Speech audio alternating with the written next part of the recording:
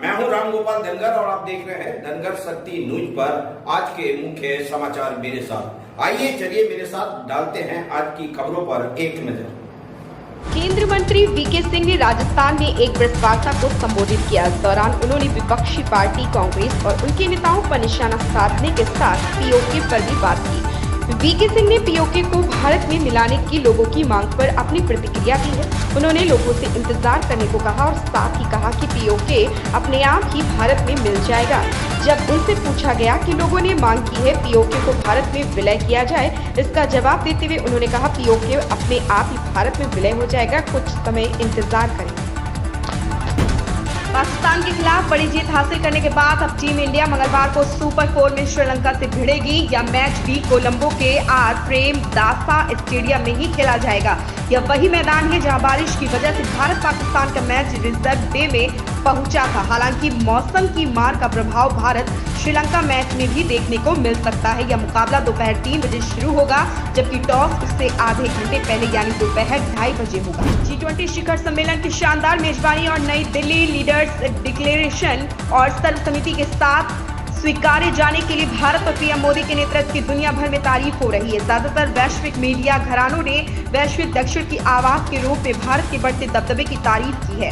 दुनिया भर में G20 सुर्खियों में रहा। मशहूर अमेरिकी अखबार वॉशिंगटन पोस्ट ने वैश्विक चिंताओं को दूर करने और सभी विकासात्मक और भू राजनीतिक मुद्दों पर 100% सहमति हासिल करने के लिए प्रधानमंत्री नरेंद्र मोदी की तारीफ करते हुए लीड स्टोरी के शीर्षक में लिखा है। शाहरुख की फिल्म जवान जब से रिलीज हुई है हर किसी को बेहद पसंद आ रही है। प्रसिद्ध तमिल फिल्म निर्माता इटली द्वारा निर्देशित यह प्रोजेक्ट 7 सितंबर गुरुवार को वर्ल्ड वाइड सिनेमाघरों में प्रदर्शित हुई। जवान ने बॉक्स ऑफिस पर जबरदस्त ओपनिंग कलेक्शन किया और पहले ही ब्लॉकबस्टर का टैग हासिल कर लिया। इस बीच वहीं अर्जुन कपूर ने जवान देखकर शाहरुख खान के साथ साथ नयनतारा की भी जमकर तारीफ की। राष्ट्रपति द्रौपदी मुर्मू आज 12 सितंबर से 2 दिन तक गुजरात के दौरे पर रहेंगी। सरकारी बयान के मुताबिक राष्ट्रपति मुर्मू मंगलवार की शाम गांधीनगर पहुंचेंगी। वहीं उत्तर प्रदेश सहित उत्तर पश्चिम के विभिन्न राज्यों मध्य प्रदेश, छत्तीसगढ़, बिहार, झारखंड समेत पूर्वोत्तर और दक्षिण भारत के ज्यादातर इलाकों में सोमवार को भी भारी से लेकर बहुत भारी बारिश हुई।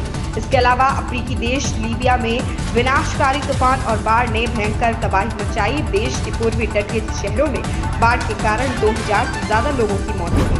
अमेरिका ने कई अमेरिकी कृषि उत्पादों पर शुल्क कम करने के भारत के हालिया कदम का स्वागत किया। पिछले हफ्ते भारत ने कुछ अमेरिकी उत्पादों पर टैरिफ कम करने पर सहमति व्यक्त की, जिसमें जमे हुए टर्की, जमे हुए बतख, ताजा ब्लूबेरी और क्रेनबेरी, जमे हुए ब्लूबेरी और क्रेनबेरी, साथ ही प्रसंस्कृत ब्लूबेरी और क्रेनबेरी शामिल है। अमेरिकी अधिकारियों ने कहा कि शुल्क में कटौती से महत्वपूर्ण बाजार में अमेरिकी कृषि उत्पादकों के लिए आर्थिक अवसरों का विस्तार होगा और भारत में ग्राहकों के लिए संयुक्त राज्य अमेरिका से अधिक उत्पादों को लाने में मदद मिलेगी। राष्ट्रीय लोक अदालत के तीसरे आयोजन में 1,67,00,000 से अधिक मामलों का निपटारा किया गया है।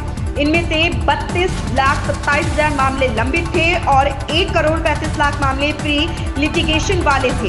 राष्ट्रीय लोक अदालत दिल्ली और मणिपुर के अलावा देश के सभी राज्यों में आयोजित किए गए। जानकारी के अनुसार राष्ट्रीय कानूनी सेवा प्राधिकरण और सुप्रीम कोर्ट के जस्टिस संजय कौल के नेतृत्व में देश भर के कानूनी प्राधिकरणों ने साल 2023 के तीसरे राष्ट्रीय लोक अदालत का आयोजन किया गया। बता दें कि जस्टिस कौल NALSA के कार्यकारी अध्यक्ष भी हैं। भाजपा की मेरी माटी मेरा देश अभियान की रफ्तार सुस्त चल रही। प्रदेश में 98 संगठनात्मक जिलों के 7,789 गांवों के 21,829 बूथों पर ही अभियान के तहत अब तक अमृत कलश एकत्रीकरण के कार्यक्रम हुए हैं। भाजपा महामंत्री संगठन क्षेत्रीय अध्यक्षों का अभियान की रोज समीक्षा कर गति बढ़ाने के निर्देश दिए। 9 अगस्त से शुरू हुआ यह अभियान 31 अक्टूबर तक संचालित किया जाएगा। प्रदेश में 1,61,203 बूथों पर अभियान के तहत कलश एकत्रीकरण के कार्यक्रम होने हैं। समाजवादी पार्टी के राष्ट्रीय अध्यक्ष एवं पूर्व मुख्यमंत्री अखिलेश यादव ने कहा कि भाजपा सरकार ने स्मार्ट सिटी के नाम पर प्रदेश की जनता को धोखा दिया।